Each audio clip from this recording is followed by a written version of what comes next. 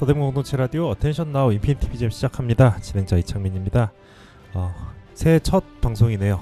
네, 새해 복 많이 받으십시오. 2026년 말의 해, 붉은 말의 해라고 하던데 붉은 말이 실제로 있나? 라는 생각을 좀 하긴 했습니다. 네, 아무튼 새해 복 많이 받으시고 말처럼 힘찬 한 해 되시기 바랍니다. 오늘은 겨울이잖아요. 겨울 되면 생각나는 건 겨울잠이죠. 네, 잠에 대한 이야기를 좀 들고 왔는데요. 제가 겨울이 되면 좀 잠이 많아집니다. 쉬는 날 뭐 별일 없으면은 막 10시간 이렇게 잘 때도 있고 막 겨울 이상하게 추워지면 잠이 오더라고요. 이게 추워서 잠이 온다기보다는 추울 때 좀 그 따뜻하게 실내 온도 좀 잘 맞춰놓고 따뜻하게 이불 속에 들어가 있는 상태에서 뭔가 깨어나기를 좀 힘들어하는 것 같아요. 그래서 뭔가 오래 자는 캐릭터들 뭐 이런 것들 좀 찾아서 왔습니다. 잠에 대한 이야기 할 거고요. 첫 번째 음악은요, 워크래프트 3입니다. 나이트 엘프 테마곡 듣고 오겠습니다.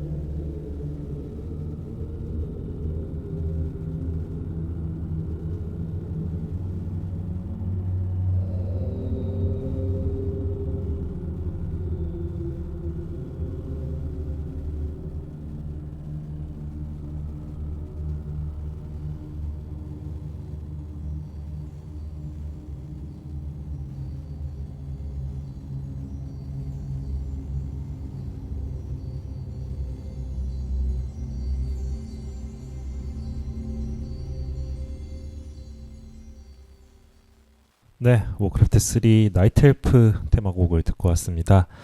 워크래프트 3의 엘프들 그 중에서도 나이트 엘프들은요, 이 게임 세계관에서 엘프의 원류가 되는 종족입니다. 여기서 이제 갈라져 나온 종족으로 뭐 하이 엘프, 블러드 엘프 뭐 이런 종족들이 있는데, 나이트 엘프는 그 중에서도 잠과 굉장히 관련이 많은 그런 엘프입니다. 나이트라는 게 이제 기사 나이트가 아니라 밤 나이트 엘프예요. 그래서 일단 기본적으로 야행성이고요.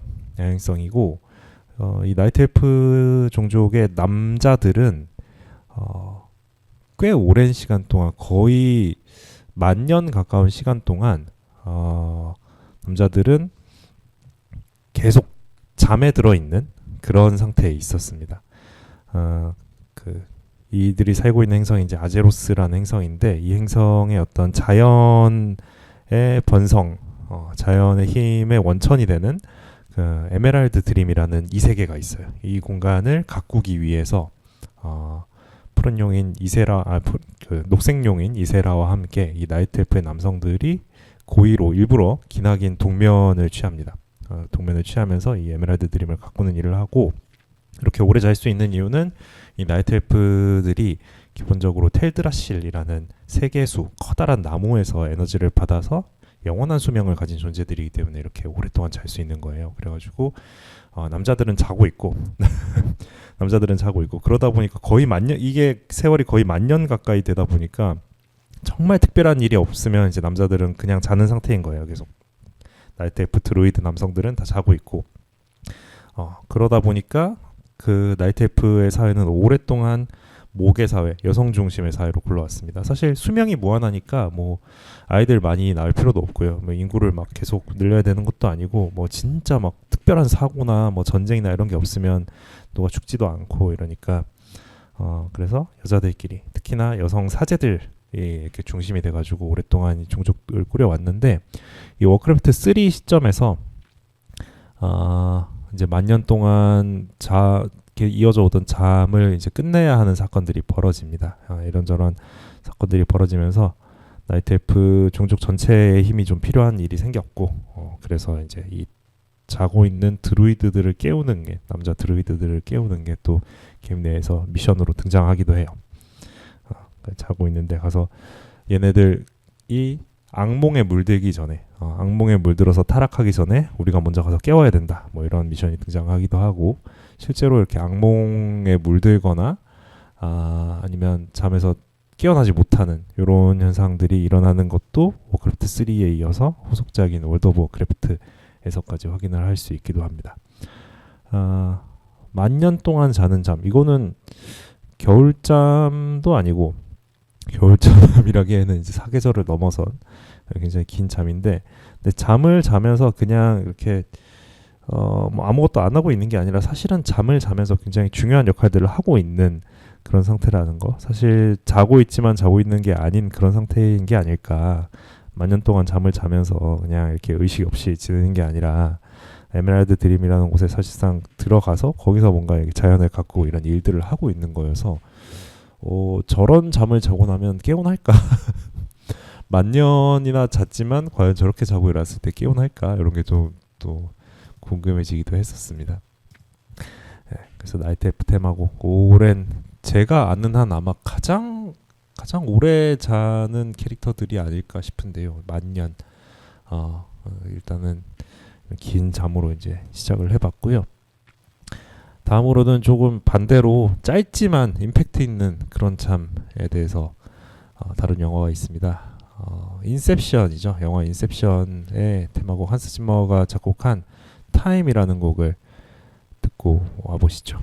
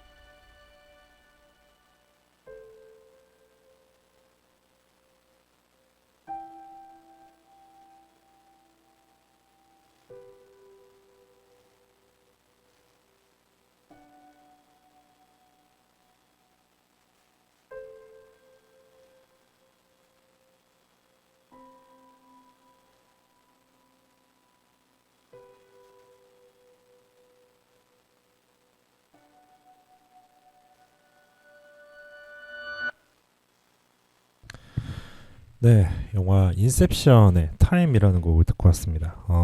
사실 이 영화 자체도 이제 잠과 꿈에 대한 영화인데 저는 개인적으로도 이 영화는 잠이랑 좀 굉장히 밀접한 연관이 있었던 영화였는데요.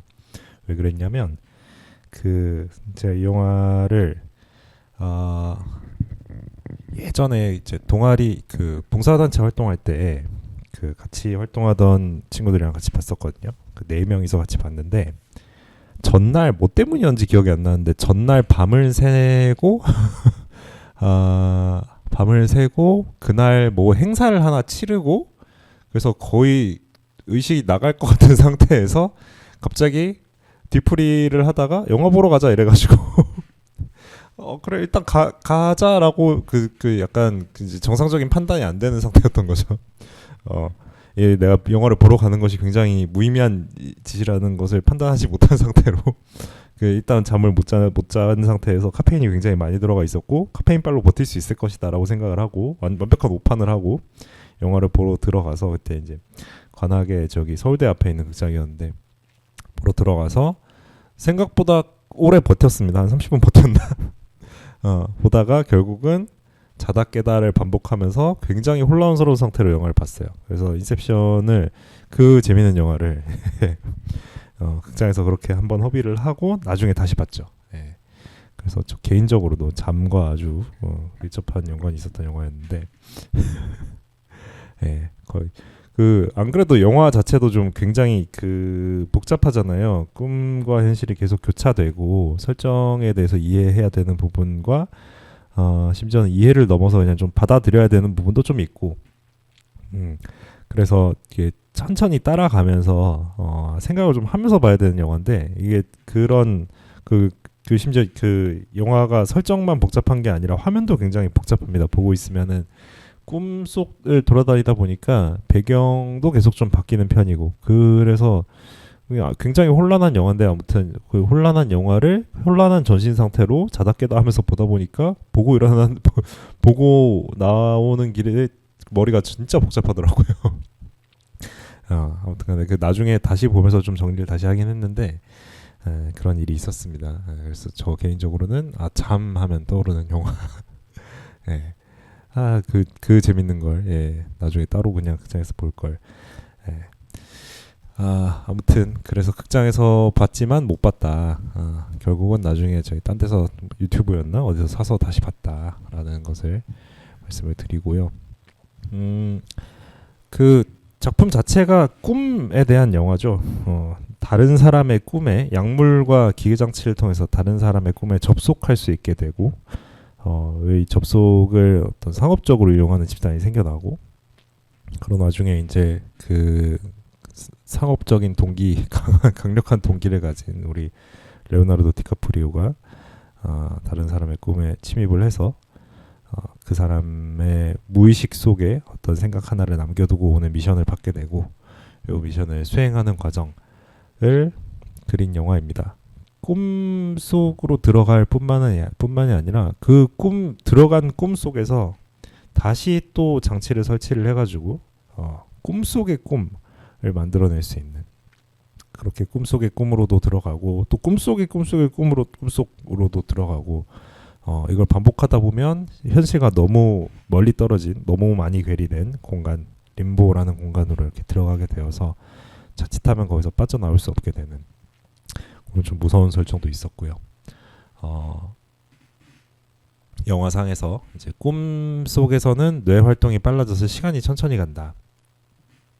그래서 현실에서 12분 정도가 흐를 동안 꿈속에서는 1분만이 흐르게 된다. 뭐 이런 설정도 있었고 그래서 12대 1의 비율이 꿈속의 꿈에도 또 적용이 돼가지고 이제 두 번째 꿈까지 들어가면 이제 144분이 현실의 1분이 꿈속에 144분이 되고 이런 식으로 약간 미션 시간을 좀 넉넉하게 활용하기 위해서 꿈속의 꿈을 활용하는 이런 장면도 있었고요. 그러고 나서 그전에는 사실 꿈속에서 다시 꿈을 꾸는 이런 현상을 다들 한 번씩은 겪어보잖아요. 겪어볼 만한 현상인데도 그런 현상이 뭐 그냥 그런 예전에 꿈에서 깼는데 또 꿈이었어 뭐 이런 경험담들이 공유는 되어도 그걸 뭔가 이렇게 표현하는 비유하는 이런 단어나 이런 게 없었는데 인셉션을 통해서 나 인셉션 했어 뭐 이런 식으로 표현할 수 있게 되는 계기가 되기도 했었습니다. 그래서 오래된 영화인데도 굉장히 그 독특한 그 세계 설정 때문에 오랫동안 기억에 남는 그런 영화가 된 것 같습니다. 개인적으로 저는 이제 꿈속에서 꿈을 꾸는 경우는 좋은 꿈이었던 경우는 별로 없었던 것 같아요. 보통은 이제 악몽을 꾸다가 일어났는데 아직도 꿈이었다 뭐 이런 아직도 악몽 속이었다 이런 경우가 많은 것 같고 그리고 저는 꿈속에서 꿈을 꾸면 보통은 어떤 상황이냐면 가위 눌린 상태입니다.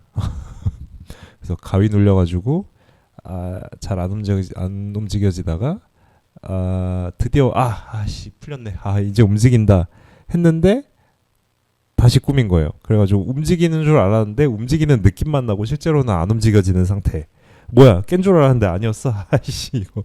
그래서 몇 번 겪다 보니까 이제는 어떻게 됐냐면 최근에 다행히 요새는 좀 가위 좀 안 눌리는 편인데 예전에 한참 많이 눌리던 때가 있었거든요. 그때는 아예 알았어요.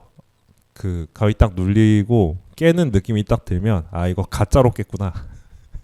진짜 깼으면 내가 벌써 침대 밑에 내려갔을 건데 이거 가짜로 깼구나. 아직 눌려있구나. 그러고 보면 역시나 안 움직이고 있어요. 그런 그래서 저는 꿈속에서 꿈꾸는 게 보통은 별로 좋지 않은 기억이어가지고 굉장히 싫어하는데 아무튼 영화에서 이런 현상을 보니까 굉장히 나만 겪는 일이 아닌가 보다. 꿈속에서 꿈꾸는 게 나만 겪는 일이 아닌가 보다 하는 생각도 했었습니다. 그리고 이제 인셉션의 어떤 그 도시가 반으로 접히는 요런 그 놀라운 장면이 있죠. 그 크리스토퍼 놀란 감독이 CG 안 쓰는 걸로 유명한데 이것도 세트랑 뭐 이런저런 특수 효과들 동원해 가지고 만들었더라고요. 요 액션이 저는 나중에 어느 영화에서 요 액션이 기억이 났냐면 그 닥터 스트레인지 영화 1편에 보시면 그 막 건물이 접히고 막 만화경처럼 이렇게 주변 배경들이 막 접혀 들어가고 굉장히 광학적인 효과를 내면서 이렇게 액션 씬들이 진행되는 이런 부분들이 있는데 요게 요 장면이 새롭긴 한데 어느 정도는 인셉션의 영향을 좀 받았겠구나라는 생각도 들더라고요. 그래서 후대에 이렇게 유산도 남긴 그런 재미있는 영화였습니다. 잠에 대한 이야기를 하고 있고요. 인셉션 음악을 듣고 왔었고 자 그럼 이번에는 자의로 자는 것이 아닌 그 타의에 의해서 오랫동안 잠들었던 캐릭터들을 한 셋 정도 이렇게 같이 쭉 음악 들으면서 볼 건데요. 일단 첫 번째는 매트릭스 음악을 좀 듣고 오겠습니다. 뭐 좀 새로운 것 좀 들을까 했었는데 아무리 찾아봐도 스파이 브레이크만 한 게 없더라고요. 스파이 브레이크 듣고 오시죠.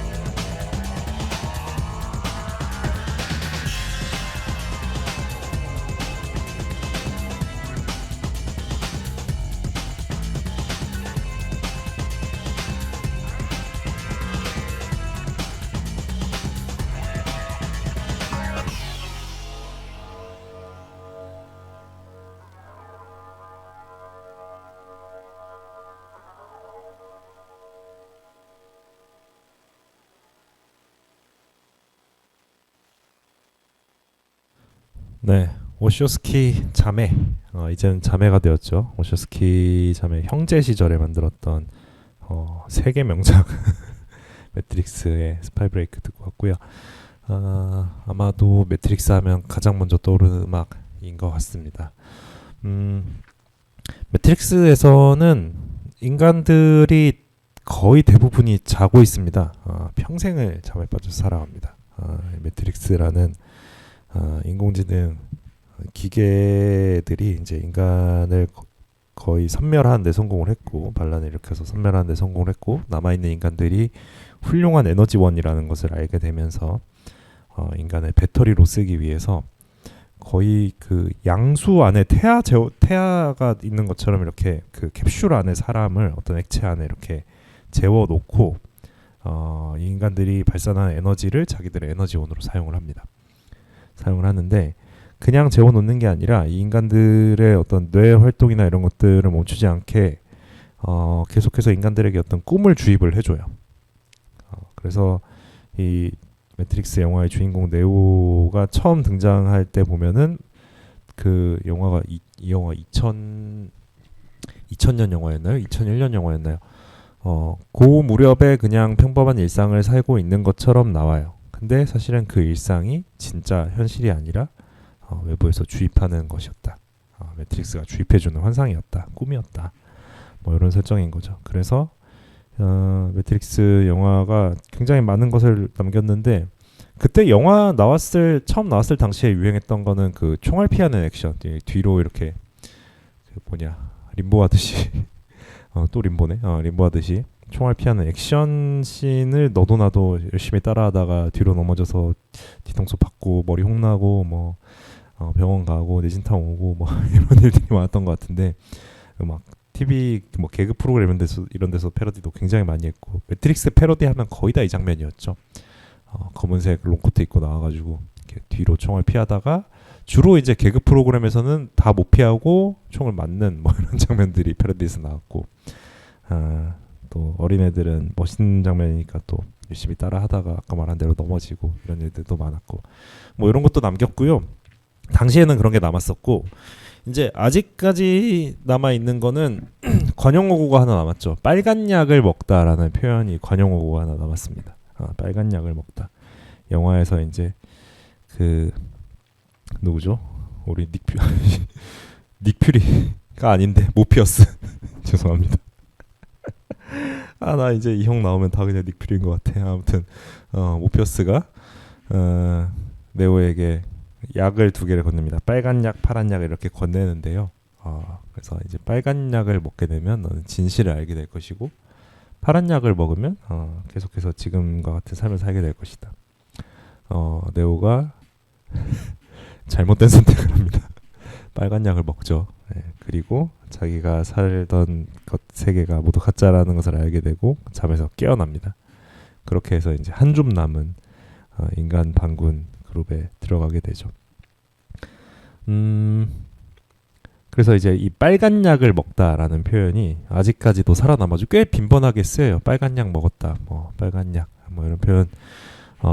알고 싶지 않았던 진실을 알게 되는 이런 상황에서 이제 빨간 약을 먹다라는 표현이 사용이 되죠. 최근에는 그 버추얼 유튜버들, 얼굴 안 나오고 이제 그 가상 캐릭터를 세워놓고 이렇게 하는 버추얼 유튜버들이 실제 모습이 공개되는 걸 빨간 약이라고 표현을 하더라고요. 그러니까 뭐냐면, 이 버추얼 유튜버 처음 나왔을 때는 저 뒤에 어떤 사람이 있을까 이게 궁금하고, 저 뒤에 있는 사람이 어떤 사람일까를 알고 싶고, 약간 이런 시청자들이 꽤 많았었는데, 이제는 그게 빨간 약인 거예요. 뭐냐면 버추얼 유튜버 뒤에 누가 있는지 알고 싶지 않아. 나는 저 캐릭터가 좋은 거지, 저 캐릭터의 설정과 저 캐릭터의 연기와 이런 게 좋은 거지, 나는 그 뒤에 진짜 인간이 어떤 인간인지 알고 싶지 않은 거예요, 이제는. 그래서 이제 이거를 빨간 약이라고 표현을 하더라고요. 실제 모습이 이렇게 드러나는 것을 빨간 약이라고 하더라고요. 그래서 그 몇 년 사이에 또 버추얼 유튜버 관련해서 시청자들도 좀 변했구나, 계속 변하겠구나, 이런 생각도 들었고, 매트릭스 영화 자체는 그 터미네이터 시리즈와 더불어서 인공지능 어쩌고 저쩌고 하는 이런 이야기들을 볼 때마다 그 최악의 미래를 그릴 때 굉장히 빈번하게 예시로 나오는 그런 인공지능이기도 하죠. 그래서 지금 AI 시대, AI가 이제 일상생활에서 널리 사용되는 모두가 AI를 끼고 살고 글을 써야 되는 상황에서 거의 대부분의 사람들이 이제 AI를 찾는, 그래서 AI 문체를 걸러내는 게 그 좀 이렇게 예를 들면 뭐 교수님들이나 이렇게 학생들 과제 받으면 이렇게 글을 계속 받으셔야 되잖아요. 이런 분들이 이런 그 글을 계속 받아야 되는 직종에 있는 분들이 AI 문체들 걸러내는 게 또 굉장히 고역이라고 하시더라고요. 다 너도 나도 AI로 글 써가지고 제발 그대로 내지 좀 말라고 이런 얘기 하시는 분들도 있던데, 아무튼간에 대 AI 시대 AI의 반란은 군사 반란이 아니었습니다. 우리의 뇌를 잠식하고 있는 것이 진짜 반란인 것 같습니다. 아무튼 그런 상황이 되다 보니까 매트릭스도 진짜 오래된 영화인데 20년 넘은 영화인데 99년 영화였나봐요. 제가 지금 기억이 가물가물해가지고 아까 뭐 2001년 이랬었는데 99년 언저리였던 것 같아요. 세기 안 넘어와서 나왔던 영화인 것 같은데 아마 아무튼간에 그 최근에 좀 다시 한번 볼까라는 생각이 좀 들더라고요. 왜냐하면 저는 이 영화 초등학교 때 봐가지고 매트릭스 시리즈 자체를 초등학교 때 봐서 1까지는 그럭저럭 내용을 좀 따라갔는데 2, 3를 내용을 거의 소화를 못한 상태로 봤어요. 그러다 보니까 지금 다시 보면 오히려 지금 다시 보면 재밌겠다라는 생각이 좀 들어서 언제 한번 시간 내서 다시 봐야지라는 생각을 하고 있는 중입니다. 보고 오면 또 말씀을 드리겠습니다. 매트릭스 음악 들었고요. 다음은 또 이 음악을 듣습니다. 우리 제다의 전설 브레스 오브 더 와일드 OST입니다. 짧게 듣고 오시죠.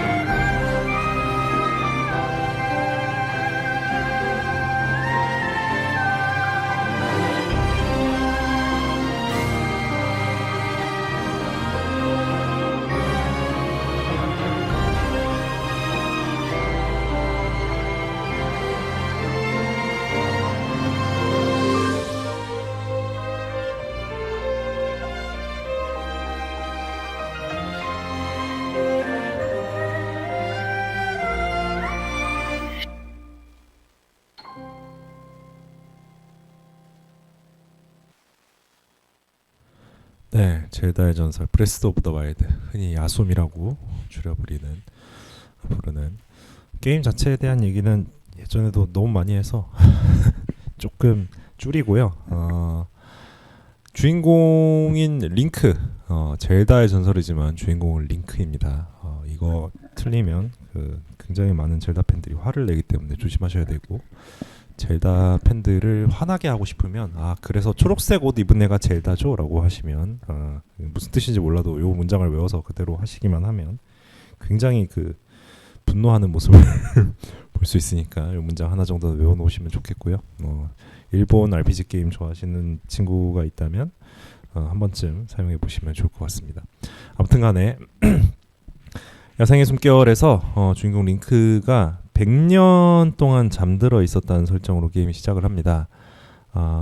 그리고 링크는 깨끗하게 기억을 다 소거된 상태로 100년 동안 자면서 자기가 누군지도 까먹었어요, 이 친구는. 그래가지고 일어나서 거의 본능에 따라서 이렇게 동굴에서 나와서 잠들어 있던 그 동굴에서 나와서 모험을 시작을 하는데 그래서 그 100년 전의 기억들을 조각조각 모아서 되찾고 그 기억을 바탕으로 해서 한번 멸망을 맞이했던, 그리고 다시 멸망을 위기에 처한 그 왕국을 구하는 것이 이제 게임의 목표인데요. 그래서 젤다 야생의 숨결에서 젤다 링크 죄송해요. 젤다가 아니라 링크의 잠은 치유의 시간입니다. 100년 전에 가논이라는 이름의 악마가 이 왕국을 멸망시키기 위해서 침공을 했고 그 올 것이라는 것을 뭐 예언이나 뭐 이런저런 전조증상들을 통해서 이제 왕국에서도 알고 있었기 때문에 링크 기사인 링크를 비롯해서 여러 인물들이 대비를 하고 있었고 완벽하게 대비했다고 생각하고 있었고 고대 병기들을 막 다시 깨워가지고 수비에 사용한다 뭐 이런 작전들을 세우고 있었는데 가논이 이 고대 병기들을 오히려 자기 휘하로 탈취해서 사용하는 바람에 오히려 더 큰 위기를 맞이했고, 그래서 도저히 이제 막아낼 수 없는 상황에서 공주인 젤다가 결단을 내립니다. 기사인 링크가 너무 크게 다쳐서 이대로는 링크뿐만이 아니라 그냥 싸움 자체가 안 되겠다라고 판단을 하고 두 가지 결정을 합니다. 첫 번째는 링크를 회복시키기 위해서 100년간의 긴 잠에 빠뜨리는 것. 두 번째는 마왕 가논을 자신의 힘으로 자기와 함께 100년간 봉인하는 것. 그래서 사실상 링크와 젤다가 둘 다 어떻게 보면 긴 잠에 빠졌다고도 할 수 있겠죠. 두 사람 모두 사실상 그 본인들의 시간은 멈춘 상태로 100년을 흘려보내게 되고, 링크는 100년간 이렇게 자면서 회복을 하고 기억을 잃은 상태로 깨어나서 게임이 시작이 되게 되는데요. 100년간 자는 사이에 많은 이제 회복들이 일어납니다. 이제 링크의 신체 회복, 이것도 중요한 회복이었고, 또 하나는 이제 그 거의 멸망 직전에 이르렀던 세계의 회복이라고 할 만한 일들이 일어나죠. 사람들이 다시 모여서 마을들을 이루어서 다시 삶을 살아가기 시작하고, 그리고 그 링크의 일부 동료들이 살아남아서 또 수명이 긴 종족들은 100년을 다 온전히 살아내면서 링크가 다시 일어났을 때를 대비해서 이런저런 이제 준비들을 해놓습니다. 그래서 링크는 자고 있었지만 잠을 자는 사이에도 사실상 이제 싸움은 계속되고 있었던 거죠. 링크가 일어나면 우리는 다시 반격을 해야 되고 가논과 함께 봉인된 젤다 공주를 구해내야 된다. 그래서 몇몇 동료들은 이제 그런 다음 싸움을 준비하는 회복 과정을 거치고, 세계는 또 사람들의 힘으로 그냥 이렇게 다시 사람이 살만한 곳으로 이렇게 세상을 바꿔나가는 회복도 일어나고, 그래서 내가 자는 동안에도 세상은 굴러간다 라는 그런 부분이 좀 감동으로 다가오는 순간들이 있어요. 게임을 하다 보면 그 100년의 시간을 모두가 허투루 보내지 않았구나. 그 덕분에 지금 내가 이렇게 다시 힘을 되찾고 강해지고 다시 싸울 용기를 얻고 그런 것들을 할 수 있게 되었다. 그래서 그 100년의 시간 동안 너희들은 열심히 살아왔구나 하는 그런 감동을 느끼게 되는 순간들이 게임 속에서 존재를 합니다. 그래서 우리가 잠을 자는 것도 회복의 시간이죠. 뇌에 쌓여 있는 여러 노폐물들을 좀 걸러내고 씻어내고 하루 동안 있었던 일들, 단기 기억들에서 또 중요한 부분들이 해마를 통해서 장기 기억으로 전환이 되고, 그래서 다음 내일의 삶을 준비하게 되는 이렇게 회복의 시간이 우리가 잠을 자는 시간인 건데, 내가 회복을 하는 동안에도 세상은 열심히 굴러가더라 라는 게 어쩌면 야생의 숨결이 하고 싶은 말이었을지도 모르겠다 라는 생각을 해봤습니다. 그리고 이제 또 다른 봉인된 잠에 대해서 얘기 나온 김에 또 다른 이제 봉인에 대해서 이야기를 하려고 하는데요. 이누야샤 OST입니다. 시대를 초월한 마음 듣고 오시죠.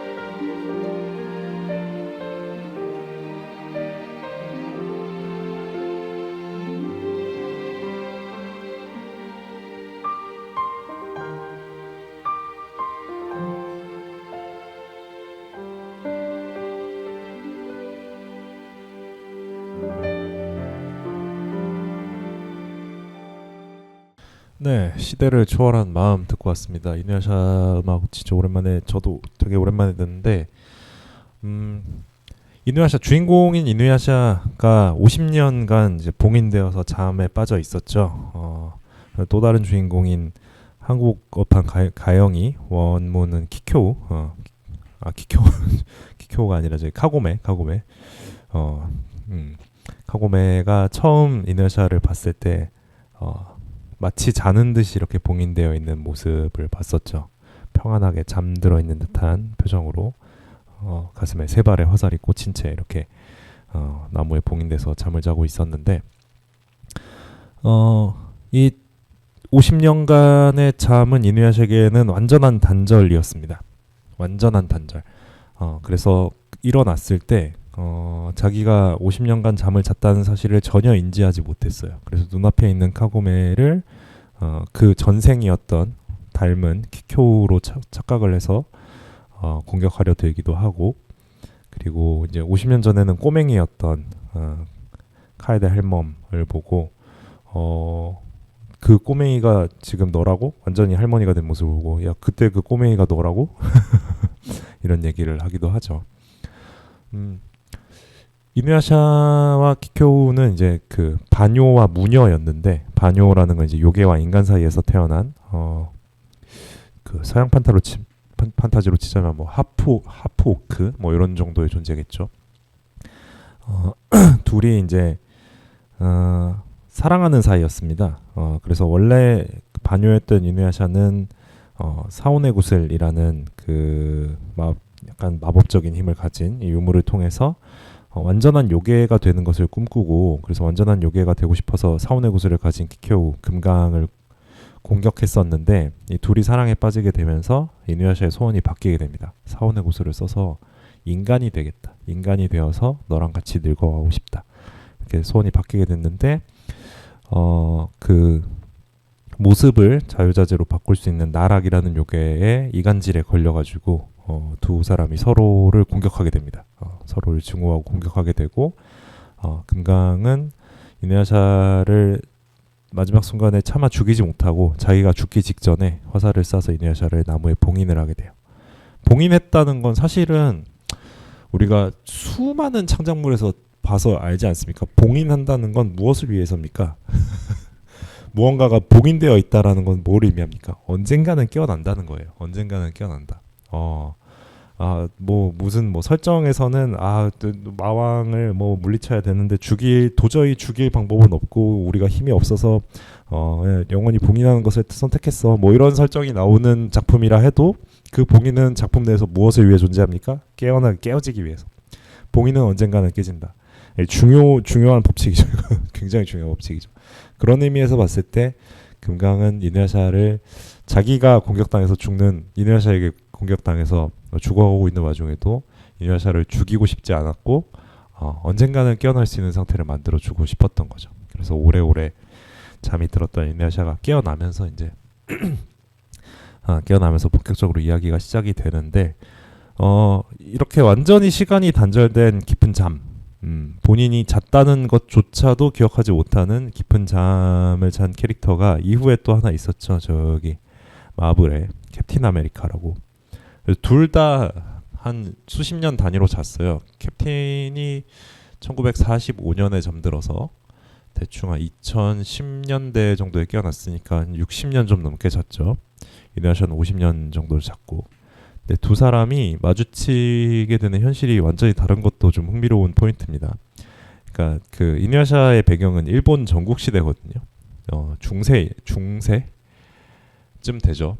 전국 시대면은 이제 한 13세기, 12세기, 13세기 이 정도 되나요? 제가 좀 정확히는 잘 모르는데 중세쯤이니까 이때는 한 시간이 50년쯤 흘러도 세상이 그렇게 많이 변하지 않던 시절인 거예요. 그러니까 내가 알던 사람들이 죽거나 늙었다 정도인 거지 세상이 움직이는 법, 규칙이 크게 막 변한 게 없습니다. 이 이누야샤라는 작품이 전국 시대를 그려내면서 그 일본의 어떤 그 구전 설화나 이런 데 등장하는 요괴들을 엄청나게 많이 이렇게 동원을 하는 작품인데 인간들의 삶은 살기 팍팍하고 맨날 요괴들이 와서 사람들 괴롭히고 그런 와중에 힘이 센 요괴 또는 힘이 있는 인간들은 또 약한 인간들을 괴롭히고 약한 요괴들을 괴롭히고 그런 세상인 거고, 그런 세상인 게 뭐 50년 지났다고 해서 뭐 크게 변하는 부분이 없습니다. 심지어 이제 요괴들은 또 수명도 길어가지고 잠들기 전에 알았던 요괴들은 깨고 나서도 거의 다 뭐 그대로 있어요. 늙지도 않고 그대로 있어요. 대표적으로 형인 세쇼마루가 거의 뭐 소년의 모습으로 그대로 남아 있죠. 세쇼마루는 완전한 요괴였기 때문에. 그런 이누야샤의 상황과 한 비슷하게 잤어요. 한 60몇 년 잤는데 캡틴 아메리카 같은 경우에는 이제 자고 일어나니까 천지개벽이 일어나 있었죠. 세상이 완전히 뒤바뀌어가지고 적응하는데 꽤나 애를 먹어야 했다. 그래서 수첩에다가 막 새롭게 알게 된 것들 막 적어가지고 들고 다니면서 외우고 이랬던 캡틴의 모습. 그래서 둘이 완전히 다른 장르의 작품이고 완전히 다른 성격의 작품이고, 하나는 이제 일본 애니메이션이고 하나는 미국의 히어로물 영화고 이랬는데, 두 사람이 비슷한 기간을 자고 일어났을 때 겪어야 했던 어떤 상황 변화가 완전히 다르다는 게 그 다른 장르의 작품임에도 불구하고 되게 좀 재미있는 비교가 되더라고요. 세상이 점점 빠르게 변하고 있다는 걸 두 작품을 통해서, 완전 전혀 상관없는 두 작품이지만 두 작품을 통해서 좀 느낄 수 있었습니다. 그런 의미에서 이제 여러분 AI의 시대가 인간 시대의 끝이 도래했다. AI에게 미리 잘 보여놓으십시오. 터미네이터가 현실이 되고 있습니다, 여러분. 농담이고요. 그래서 오늘 긴 잠에 빠졌던 캐릭터들 이야기를 좀 지금 준비해 왔는데, 마지막으로 캐릭터 하나, 게임 하나 이렇게 소개하면서 마무리하려고 합니다. 트리컬 리바이브라는 모바일 게임이 있습니다. 국산 게임이고요. 뭐 게임 내용 자체는 그 흔히 볼 수 있는 그 수집형 컬렉션형 그 온라인 모바일 게임입니다. 그러니까 어떤 거냐면 뭐 게임 내에서의 활동을 통해서 재화를 모으고 또는 필요하면 뭐 현금을 통해서 소위 현질을 통해서 이제 재화를 이렇게 획득을 해서 그 재화로 뽑기를 하고 뽑기를 해서 나온 캐릭터들을 모으고 강화하고 그래서 나의 콜렉션을 완성해 가고 그렇게 완성해 나가는 콜렉션 속에서 내가 이제 플레이에 참여시킬 캐릭터들을 이렇게 선정을 해가지고 나의 어떤 덱을 꾸리고 나의 어떤 소대를 만드는 거죠. 이렇게 실제로 플레이에 참여하는 캐릭터들의 묶음을 만드는 거죠. 뭐 이런 내용의 게임입니다. 흔한 모바일 게임이에요. 그런데 이 개발진의 행보가 굉장히 재미있어서 여러 좋은 의미로 재미있어서 보기 드물게 좋은 의미로 화제가 되고 있는 그런 모바일 게임입니다. 그 유저들과의 소통을 위해서 이제 개발사 대표를 비롯해서 주요 간부들이 뭐 자기네 게임 런칭 뭐 N주년 행사에 그 옛날 그 위험한 초대라는 예능 기억나시나요? 저기 게스트가 특정 행동을 하거나 특정 말을 하면 위에서 물이 쏟아지거나 플라잉 체어로 해가지고 의자가 벌떡 일어나가지고 사람을 수영장으로 날려버린다든가 이런 예능이 있었잖아요.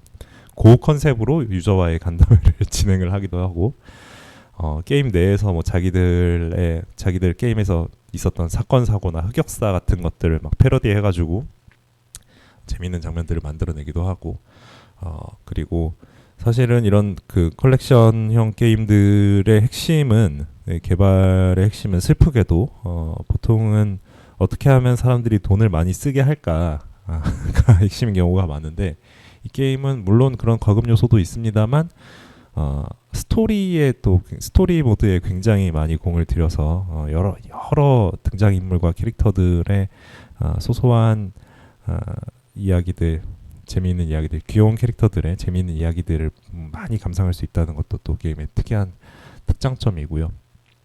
그래서 저도 잠깐 플레이를 했었는데 저는 모바일 게임이 사실 취향이 아니어가지고 뭐 오래 플레이를 하거나 뭐 돈을 쓰거나 따로 이러진 않았었는데 이런 재미로 모바일 게임을 하는구나를 처음으로 모바일 게임 하면서 이런 재미로 하는 거구나를 느꼈던 그런 게임이기도 했습니다. 여기에 이제 이드라는 캐릭터가 있어요. 이드라는 캐릭터, 이터널 드리머라는 이명을 가지고 있는데 캐릭터 자체가 이렇게 그 어떤 캡슐 안에서 이렇게 자고 있는 모습으로 등장을 하고 모든 활동, 심지어 전투까지도 잠이 든 상태에서 치르는 그런 독특한 캐릭터입니다. 그래서 이런 독특한 캐릭터가 하나 있어서 주제곡 이터널 드리머라는 음악을 오늘 끝곡으로 소개를 하면서 오늘 방송 마치려고 합니다. 네, 지금까지 서대문 공동체 라디오 어텐션 나우 인피니티 BGM의 이창민이었고요. 다음 주에 또 재미있는 이야기와 음악들로 돌아오도록 하겠습니다. 감사합니다.